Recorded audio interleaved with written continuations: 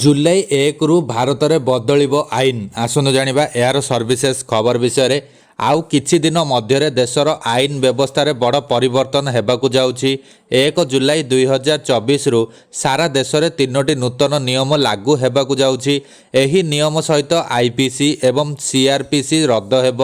नूतन नियम अनुଯାयी वर्तमान जनसाधारण पक्षरु देशर जेकोसी पुलिस स्टेशन रे एफआईआर रुजु करा जाई परिवो। नूतन नियम रे एहाकु जीरो एफआईआर कुआ जाउछि।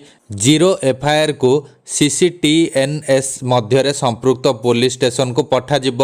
एहा परे संपृक्त पुलिस स्टेशन रे एफआईआर नंबर पंजीकृत हेबो। एहा सहित एफआईआर उपरे कौन पदक्षेप निया जाउछि ताहा आवेदनकारी ऑनलाइन देखिबाकू मध्य समर्थ हेबे। बिहार पुलिस एकाडेमी राजगीर निर्देशक बी श्रीनिवास कहिसंति जे 3टी नूतन नियमर उद्देश्य होछि दंड परिवर्ते न्याय प्रदान करिबा। से कहिसंति नूतन नियम आईन को मानव पक्षों सम्मुख को आनिबा। नूतन आईन रे एक व्यवस्था अछि पुलिस स्टेशन को आसुथबा पीड़ितांक अभियोग अध घंटा मध्य शुणाणी हेब।